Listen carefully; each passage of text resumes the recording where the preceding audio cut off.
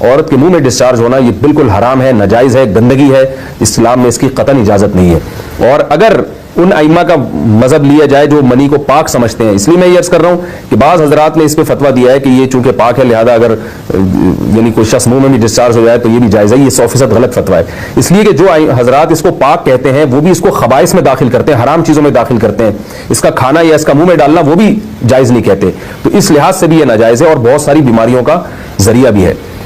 دوسرا مسئلہ یہ ہے کہ اگر کوئی ڈسچارج نہیں ہوتا اورل سیکس کے ذریعے تو اس کا شرعی حکم کیا ہے؟ تو اس کا حکم یہ ہے کہ یہ انتہائی سخت درجے کا مکروہ ہے، ناپسندیدہ عمل ہے، اور اس کے سخت درجے کے مکروہ اور حرام نہیں ہے لیکن بہت زیادہ ناپسندیدہ اور شریعت کے مزاج کے بالکل خلاف ہے، اور اسلامی کلچر میں اس کا کوئی تصور نہیں تھا۔ یہی وجہ ہے کہ فقہائے کرام کہ ہاں اس چیز کا تذکرہ بہت ہی محدود پیمانے پر ملتا ہے۔ یہ اس کی علامت ہے کہ مسلمان معاشرہ اس چیز سے بالکل بھی واقف نہیں تھا کہ یہ کیا ہوتا ہے، تو یہ چیز غیروں سے آئی ہے، غیر مسلموں سے ہمارے معاشرے میں جو ان کی موویز دیکھ دیکھ کے، فحش فلمیں دیکھ دیکھ کے نوجوانوں میں اس چیز نے سرایت کیا، ورنہ یہ انسان طبی طور پر اس عمل سے بہت زیادہ نفرت کرتا ہے۔ کوئی بھی شریف الطبع آدمی ذہنی طور پر اس کے لیے تیار نہیں ہوگا۔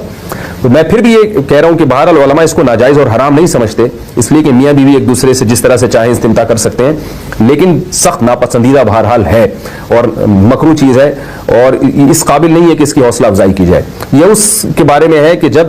یعنی جو ہے وہ ادخال کیا جائے اس فم کے اندر، اس جو ہے مرد اس میں باقاعدہ جو ہے وہ تلذذ حاصل کرے، اگر ایسا نہ ہو بلکہ باہر سے استمتاع کیا جائے، جیسے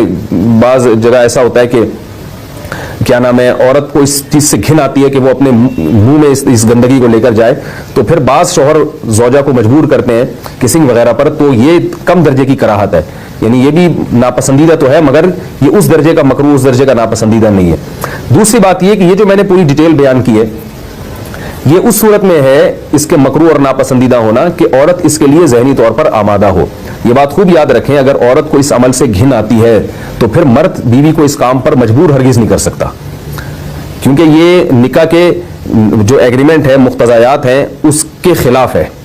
یعنی یہ اس میں داخل نہیں ہے۔ عورت اپنے آپ کو ہم بستری سے تو نہیں روک سکتی، مرد جب چاہے گا بیوی سے ہم بستری کر سکتا ہے، عورت کو اجازت نہیں ہے، لیکن خاص اس عمل سے عورت مرد کو روک سکتی ہے اگر وہ ذہنی طور پر اس کے لیے آمادہ نہیں ہے۔ یہ تو میں نے اورل سیکس سے متعلق کچھ فقہی احکام بیان کیے ہیں۔ دوسری بات یہ، اس کا بھی مسائل پوچھے جاتے ہیں کہ بعض مرد اپنی زوجہ کو مجبور کرتے ہیں غیر فطری طریقے سے ہم بستری کرنے پر، پچھلے راستے پر ہم بستری کرنے پر، تو یہ بات یاد رکھیں کہ ایسی صورت میں عورت پر اصل حکم یہی ہے کہ وہ ایسے مرد سے طلاق لے لے اور اس کو اپنے قریب نہ آنے دے، کیونکہ اس میں نقصان یہ ہوتا ہے کہ اگر عورت اس کام کی مرد کو اجازت دے دے تو کچھ وقت کے بعد اس کی اپنی نیچر تبدیل ہو جاتی ہے، اپنی فطرت بدل جاتی ہے اور اسے اسی اس غیر فطری کام میں لذت آنا شروع ہو جاتی ہے۔ تو اپنے آپ کو گندگی سے بچانا یہ بہت ضروری ہے، اور اگر وہ یہ سمجھتی ہے کہ طلاق کے بعد اس کے دوبارہ نکاح نہیں ہوگا، اس کی زندگی تباہ نہیں ہوگی، تو پھر سخت مجبوری میں اگر مرد اس کو دھمکیاں دیتا ہے مارنے کی یا طلاق کی، تو ایسی مجبوری میں پھر اللہ کی رحمت سے امید ہے کہ گناہ صرف مرد کے کندھوں پر ہوگا۔ ایک اور علمی نقطے کی بات ہمیں یہ پتہ چلتی ہے اس آیت میں کہ نساؤکم حرث لکم، اللہ تعالیٰ نے نکاح کا بنیادی مقصد حرث بتایا ہے، یعنی نسل بڑھانا۔ تو یہ جو فیملی پلاننگ والے آج جس دعوت کو لے کے چل رہے ہیں کہ بچے دو ہی اچھے، یہ جو پوری دنیا میں ایک تحریک چل رہی ہے، یہ قرآن و سنت کے 100% خلاف ہے۔ قرآن کے واضح نصوص اور احادیث تو اس بارے میں بہت ہی تفصیل سے ہیں۔ میری جو کتاب ہے ایک سے زائد شادیوں کی ضرورت کیوں، اس میں تقریباً 50 صفحے میں نے صرف اسی پر لکھے ہیں کہ اسلام نسل بڑھانے پر بہت زیادہ حریص ہے۔ اسلام چاہتا ہے کہ